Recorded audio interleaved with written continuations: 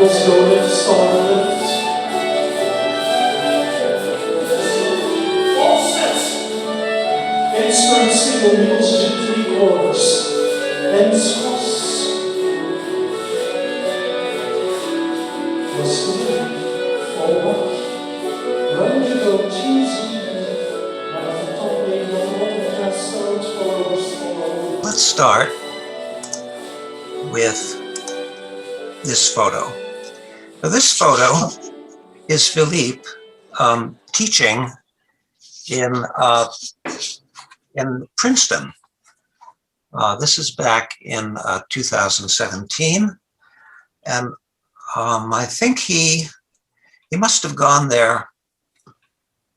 Well, perhaps he went there after, well, certainly after Lennox. He was here in 2017 for Lennox. And it may have been just prior to his attendance at the New London Assembly. Anyway, I happened to snap this photo of him, and a nice one. Yeah, nice. The next photo is Philippe teaching in Westchester. This is in 2018. It was the night before he and I went off to the Lennox Assembly to run that weekend. And so he put on a really great dance. He led us through some brand new material, and he was just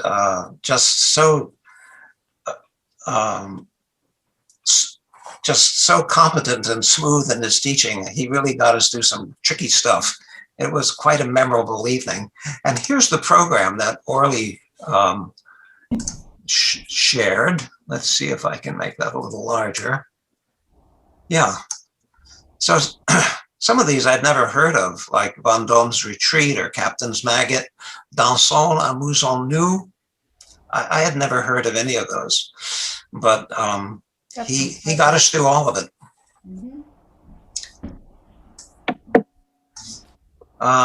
The next photo, I think Karen and Paul, maybe you'd like to unmute yourself and tell us about what's happening here.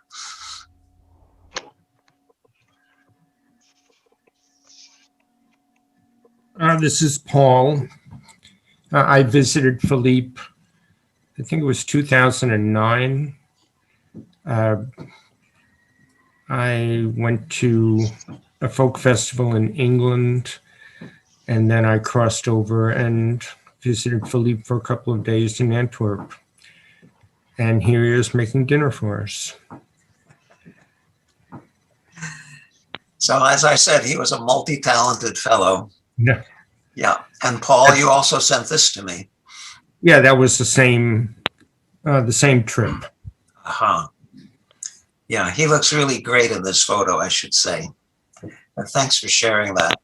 Yeah, when I visited him, one thing we did was we went to a laundromat, and I don't know how many people had that opportunity to see Philippe do his laundry. Yes. Well, Paul, you've had some unique experiences in your life, and I will definitely chalk this up as one of them. Yeah. He's very particular. Did you bring your violin and play for him? I didn't play for him. I had it with me. Uh-huh. Because of going to that folk festival. Right. So, very nice. It was a nice visit. So I don't know if Lucy, would you like to say something? Unmute yourself and say something about this picture. Oh my gosh. Oh, it's such a lovely picture. And I wish I could tell you that I remember exactly what you had for dinner? Yeah. You, maybe perhaps, Paul, you remember the Well, this, better than I. yeah, well, this was, Oh, that's so lovely. Philippe came to the Lenox Assembly Right. in 2011. And then he was scheduled to come back 2 years later, but his health didn't permit it. But then in 2017, he returned, and this is from 2017. And Lucy and Mark invited us out to dinner at a restaurant in downtown Lenox, Mass, called The Zinc. And so this is outside the restaurant, and the four of us are just sort of celebrating the Do you remember what you event. had for dinner? Do you remember what you had for dinner? I must say I did not, but I'm sure the conversation was sparkling. The wine was sparkling. I won't say a thing about the Okay, so this is also in Lenox, and this is Faina dancing with Philippe, and I don't know who's leading whom, I should say. But yeah, he was, of course, a fabulous dancer. Now, this is a picture that Faina took at the end of the Lenox Assembly in 2018. I have no idea where the bird came from, but if Faina's in the audience, you can unmute yourself and tell us about this picture. Maybe she's not with us yet. But she did take a picture of Philippe and me in the upstairs dance hall. And here we are conferring. I have no idea about what, but you can see a joyful noise was behind us. And yeah, we had a nice relationship, I should say. And I guess we're either saying goodbye or congratulations or something. Oh, who was leading who? Yeah, good question. Now, this amazing gold lame sports coat was actually purchased, I think, by David Simonoff.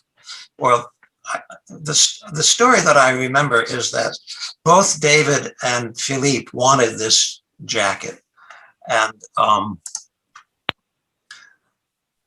they ended up coming to an agreement that they would share the jacket, and that when Philippe came to the United States, he would get to wear it. So he wore it at the Lenox Assembly, and I should say I've never heard so many oohs and ahs from the audience. It got more oohs and ahs than the dancing did. So after the Lenox Assembly, Philippe taught in Princeton, and here he is with Hold the Mustard from that Princeton dance. And yeah, he looks good here. He was really at the top of his game, I should say. And I think that's it. Barbara Greenberg sent me this, and I have no idea why, but it came from that dance, apparently. So those are the photos that I had to share. And I do have a story to tell, but it'll be connected to one of the videos. Maybe if somebody else would like to share a story at this point, I would be happy to give up the floor. So just unmute yourself and volunteer.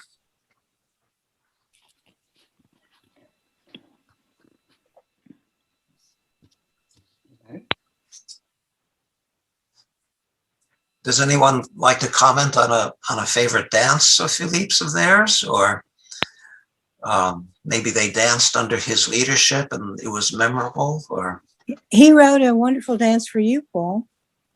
yes, he did, and I will show that in the a video of that. Yeah, now that's actually a whole story. I can comment on two things that I remember Philippe saying. One was, I think at Halsey Manor, he and Andrew Shaw were sharing teaching. And he said when he first learned to call, the thing that was impressed on him that he should speak clearly. And and then he said that a couple of times, one of the things. And another thing I remember him saying is that if the calling is clear, the floor is quiet. If the calling is not clear, the floor is noisy. Those may not be his exact words, but that was the idea. And that's consistent with my experience, that if the calling is clear, there's a lot of background noise. If the calling is not clear, there's a lot of background noise. Yes, I agree with that. Yeah. Yeah. I asked him one day, I went up to him and I asked him who he named the dance Alice for. And he told me that it was a woman that lived either in Washington, D.C. or right out of Washington, D.C., in the D.C. area. I don't remember what her last name was. And she let him stay at her house for about a week or so while he was doing some sort of workshop. And as a thank you to her, he wrote this dance for her. So that's what the Alice dance was from. That is Alice Markham from the DC area.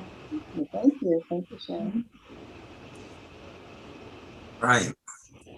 Sharon, what can you tell us about your experience with Philippe? Oh, way too many things.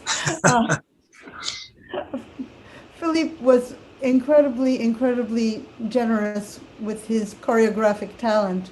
When David and Michael and I were to leave New York, returning to California, he wrote a dance for us called Westward Bound. And it's an absolutely beautiful dance. And it was lovely dancing it with the New York community. And it's been very lovely teaching it and dancing it on the West Coast as well. And then in Sharon, I'm sorry. Who wrote the music for that dance? I remember it as being a beautiful waltz, right? I think it was Susie Secco. It was, I'm trying to remember the name of the tune. Shoot, I should know better. That's okay. Yeah. Sorry to put you on the spot. No, that's okay. I'm a caller. I'm put on the spot all the time. But the other dance that was written was a surprise. I had hired Philippe a couple of times to call, and he was calling at Pinewoods in 2011.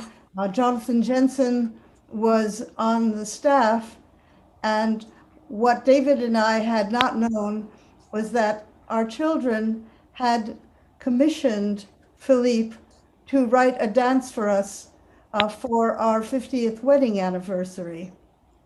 And Jonathan had written the tune, Philippe had written the dance. On the day of the demos, which is the final big day when everything is all, you've got the schedule, you know what's happening in minute 1, minute 2, etc. All of a sudden, there was a break in the schedule, and Philippe and Jonathan presented the premiere of Golden Green, a 4-couple square to a gorgeous tune by Jonathan, with David and me just absolutely gobsmacked. And Michael actually took a video of that. It's a great dance. There's a video, I think, on YouTube and possibly on the Lambertville thing that shows Philippe teaching it in England with a great bunch of people, including, I believe, Mark and Lucy were Yes. in that video, which is really cool. So anyway, Yeah, that's a great dance. That was on our ball program in Westchester, if I remember correctly. I can't remember which year it was. Oh, yeah. Yeah, amazing dances. He just was extraordinary. Absolutely.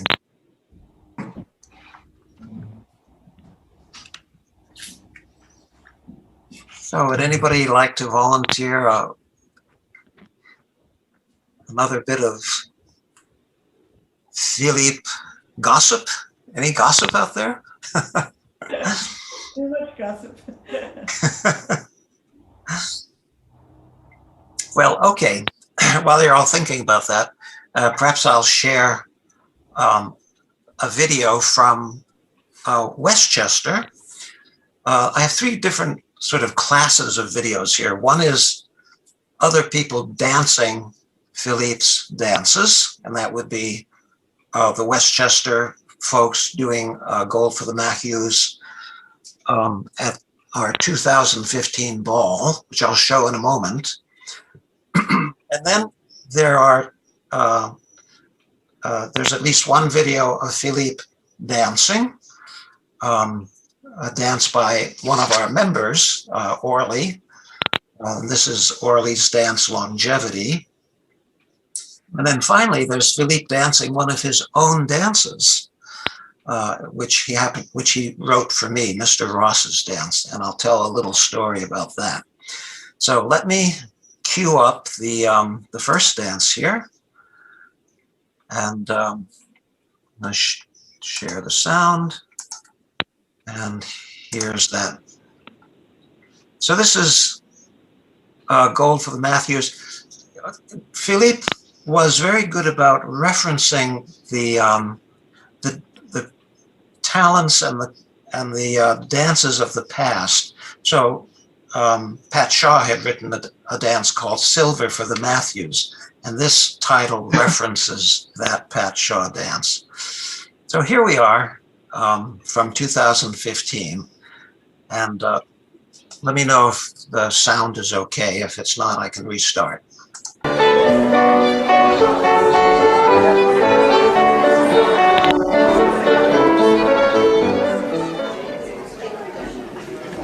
So with the music, gain them up.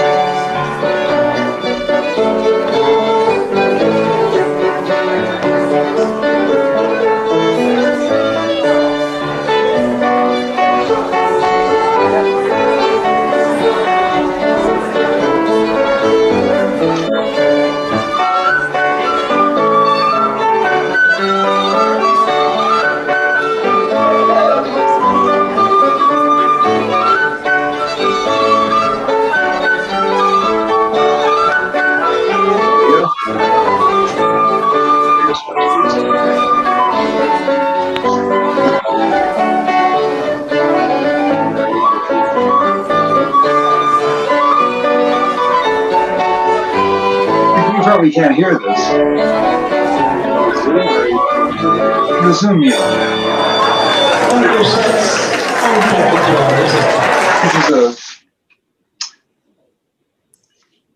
maybe not the music thing. I think I did that with Pearl. What's that? I think I did that with Pearl at that ball. Ah, okay. Remember when we could skip and skip change? Oh, Gladys is here. How nice to see you. Hi. How's the new place? Great. Wonderful. Yeah, still in boxes, right? We're getting there. Oh, good. Good. Yeah. So I really like that dance. I was the one who programmed that for that particular ball. And I just love the texture of it. And I think it was Susan and Sally Lackman, Susan St. Germain and Sally Lackman were dancing, and Frank and Hoyne and Dorothy and Carl were in that set. And I'm just saying that for the folks who are on the phone. Was the sound okay? It was Yeah. good. Paul, Yes. do you mute everybody when you're showing those? Because I think that might help. Oh, okay. Yeah, I'm going to just mute you all, and Yeah, when you say something. I'm going to show the next dance, which is the dance that Orly wrote for Lucy, Longevity. And you'll see that she's dancing with Philippe. This is at the Lenox Assembly. So I'm going to mute you all, and I'll share the screen in a moment. Here we go. Oh, that sounded nicer. I don't know who. Hold on here.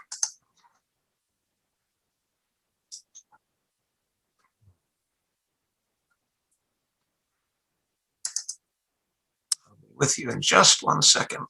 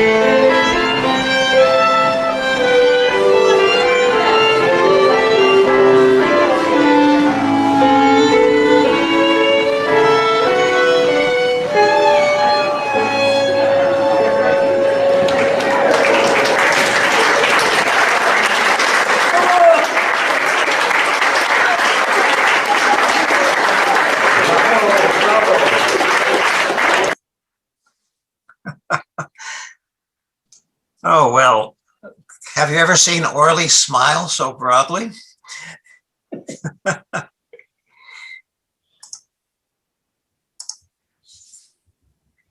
Oh, Lord. So let's see. The next video, does anybody have anything they'd like to say about what they just saw before I move on? Anybody who wants to can unmute himself or herself. Sure. That's all you have to do. I would like to say something. It's not particular to that video, although watching Philippe dance reminded me of it. There's really so much that can be said about learning from Philippe, from the way that he teaches, but he really taught dancing. A lot of our teachers teach dances and do a wonderful job, and we're profoundly grateful for them. But he had a way of teaching dancing that I think was just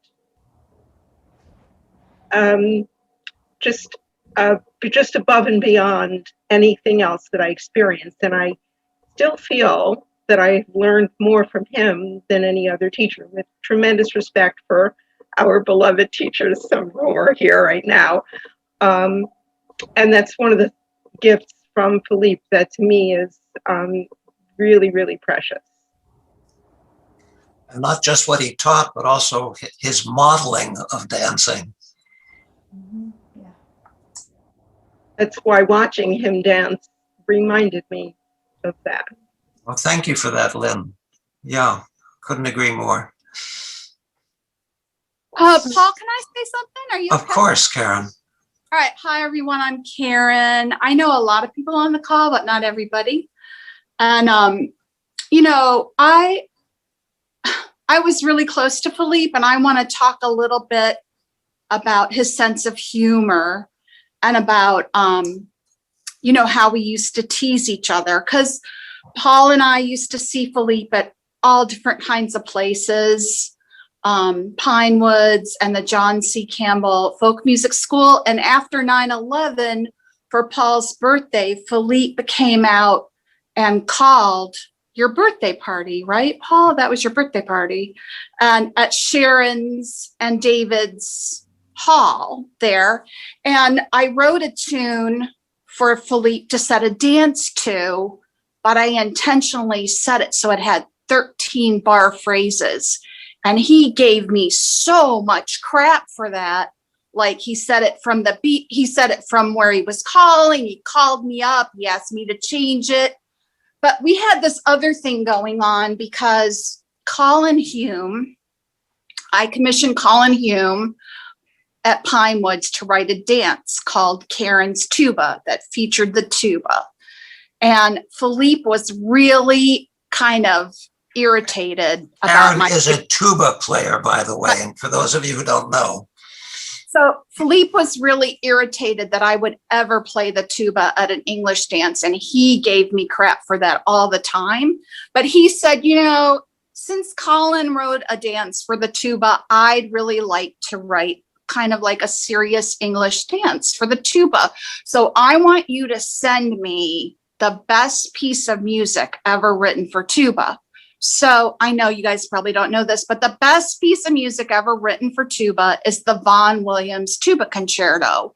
It's played by every virtuoso tuba player. And the second movement is called the Romance. It's in 6/8. I think it's beautiful. I buy the CD, I send it to him. He calls me, and this is what he says. I'm really sorry you think that's a good piece of music. And he's like, there can be no dancing to that music. You just must be really brainwashed that you play the tuba. And so that's why we have no English country dance that features the tuba, because Karen Gear gave Philippe the Vaughan Williams Tuba Concerto to set to dance. I mean, Philippe was a wonderful dancer. I had the honor of being in a rapper sword set with Philippe, I think at John C. Campbell, and Dora was in our set. I mean, oh my God. Oh my God. I mean, the constant things he used to say in my ears. I will miss him forever. He was so funny. He was just so funny and charming. And it's really a loss. It is. It's really a loss. Indeed. Indeed. Yeah, Hara? Yeah, I want to sort of piggyback on Karen's story. Wait a second. Yeah. I mean, I met him first at Pine Woods, one year, and I fell in love with dancing with him, and I got to do it a number of times. But probably my favorite memory is the last time I saw him in 2018 when he was at Amherst for the dance, Amherst Assembly, I guess it was called. I was actually there for the Amherst Early Music, but I would come to the evening dances. And one night I ended up dancing with him, and Lynn was in this set. She may remember this. And you were dancing with Bruce Hamilton, and there was another couple, it was a 3-couple set. I don't remember the dance. And he and Bruce in particular, but he was just this imp, and we were just having such a riot of a time doing this dance that it really was my favorite, the highlight for me of dancing with him of all the times that I actually got to dance with him. But it was a sense of humor. He was just cutting up through the whole dance, and it was great. It's great. Well, he had a sense of humor in his in his personal life and apparently in his dancing too. Yeah. Well, okay, so perhaps I'll share one more video here.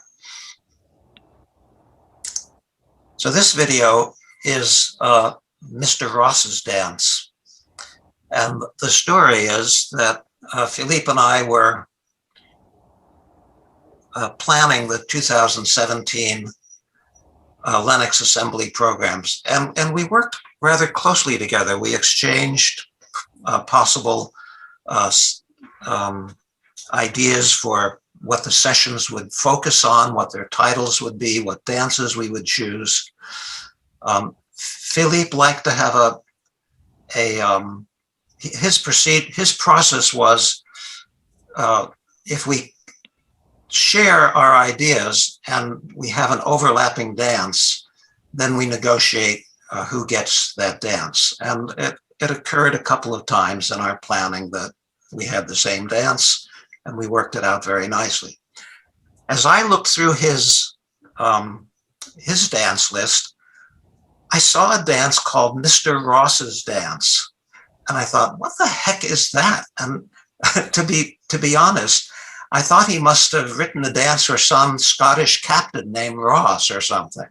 I had no idea that it was for me, but indeed it was. And we worked it through at the 2017 Lennox Assembly, and he wasn't quite satisfied with it. There was still work to be done on it.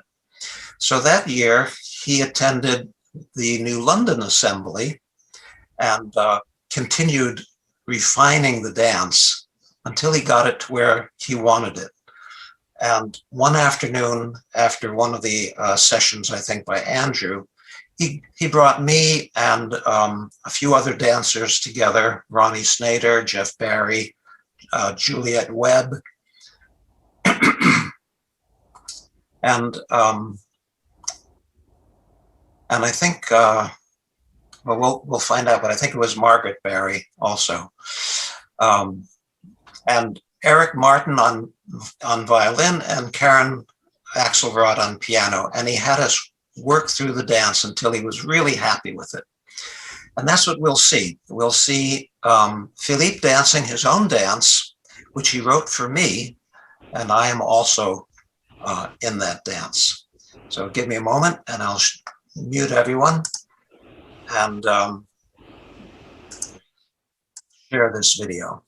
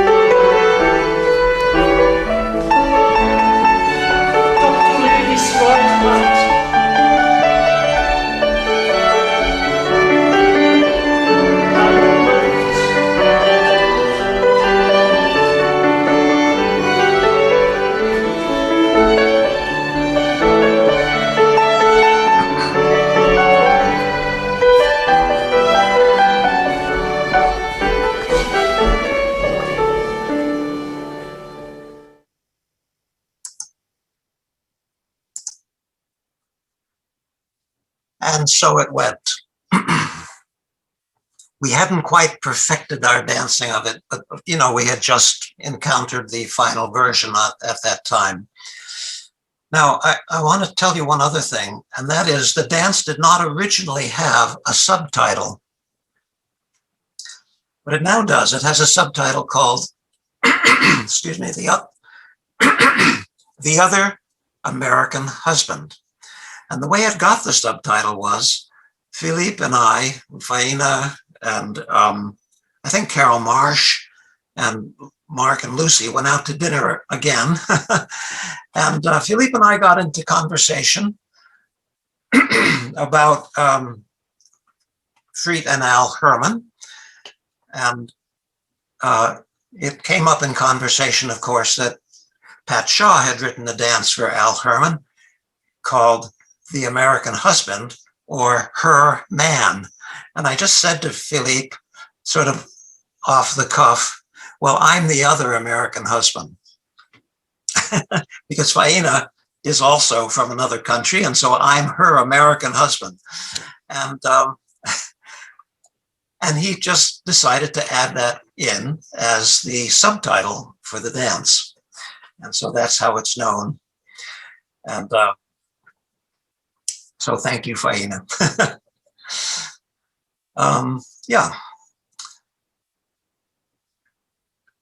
Anybody care to make any comments at this point before we...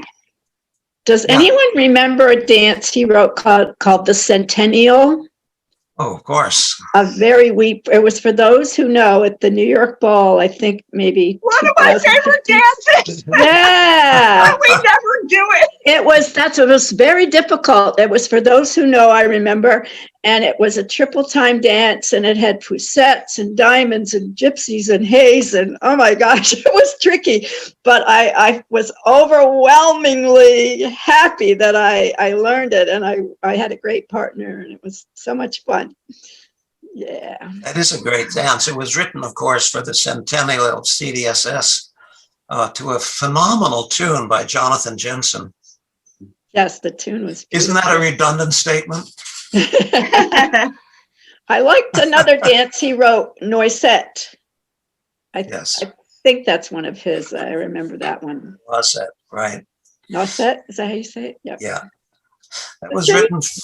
Oh, go ahead, Lynn. No, well, my question perhaps would be for you, Paul. Do you know what year that was written? And am I correct in remembering that it was first brought to the U.S. at Pinewoods English Week in whatever year? Which dance are you referring to? Noisette. Oh, Noisette. Oh, golly. The year. It was written for Hazel Moyer. It was indeed, right. And Hazel is Noisette. Right, that's the French translation, I guess. I'm Yeah, looking that up right now. See if I have that in my notes. The reason I'm asking, this is 2004. The dance was 2004. okay. So I don't know when it was introduced here, but that's the date that it was choreographed. Okay. My recollection of learning the dance from him at Pinewoods would have been later than that. Well, hopefully not earlier. No, we did it on one of the performance nights in our class where he was teaching us the dance. We prepared that dance for the performance on last night, which Sharon Green made reference to that same type of thing. And at the very last minute, he asked me to be his partner for it. Wow. So I had to turn to my regular partner and say to him, I'm sorry, but Philippe, sorry. That was quite an experience. It was very beautiful. I'll bet. Yeah. I was under the impression that it was new at the time, but I'm wrong about that. Well, it could have been. It could have been at least new to that venue. Yeah. Well, I'm going to show a another dance. This is a historical reconstruction that Philippe did. That was another area of interest of his. And he did it as a demo for the Amherst Early Music Festival in, I guess, New London, Connecticut. Yeah. And he assembled a group of good dancers and had 3 great early musicians to perform for it. The dance is I, Me, or the Symphony. And Philippe makes a mistake in this dance. And I wonder if anybody will be able to see it. Now let's see if I have that dance here. Yeah, okay. You want to see a mistake, you can watch me. Right. That's right, Lynn. You and I were partners in that dance. But when you make a mistake, Lynn, it doesn't look like a mistake. I'll let you decide. I can certainly say the same about Philippe. His mistake is so insignificant that I think nobody will see it, but it was significant enough to him that he almost decided not to allow this video to be made public, but he finally relented. Okay, here is I, Me, or the Symphony. Dance is I, Me, alternative title, The Symphony. The symphony refers to the short instrumental passage that was used in the masques to enable the musicians to get in place, and the term was also used for the group of musicians that would play for that short passage.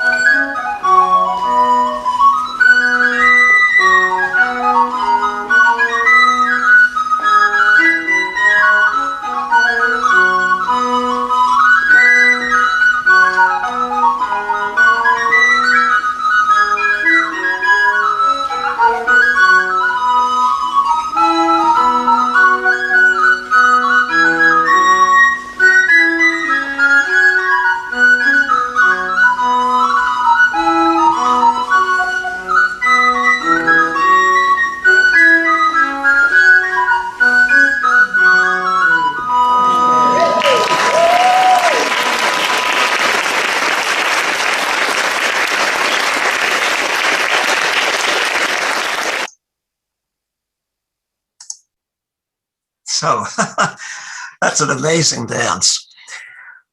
Did anybody notice the mistake? Well, it occurs in the first movement. In the first movement, the active couples cast to second place from the ends.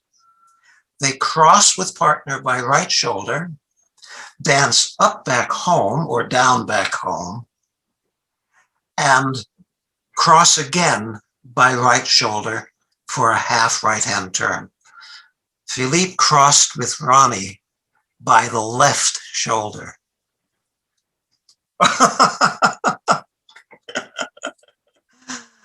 Oh my word. So he was a perfectionist. I think most of you can attest to that fact. He was quite horrified when he saw it. I assured him that nobody would notice. But of course, now that I know about it, I'm sharing it with all of you. But of course, you'll keep it a secret, won't you all? You unmute me now. I'd like to say something. That was beautifully danced. It was one of the hardest dances I ever learned that week. And it was beautiful to watch. One of the things that I loved about Philippe was that even if you had not seen him for a very long time, because he was not in the States, he remembered everybody's name. He would greet you, even if it was 2 years from the past time you saw him, and he knew us by name. He was so gracious. And I think of how many hundreds of dancers and musicians he met in the States over the years. And my experience was always, he would come as if it was only a day since he had seen you last, always making us feel very good, very special. Not many people can do that.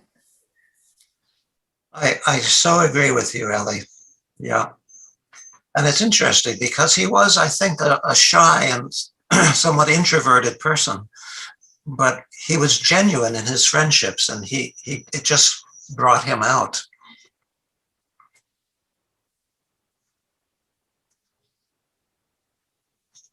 So,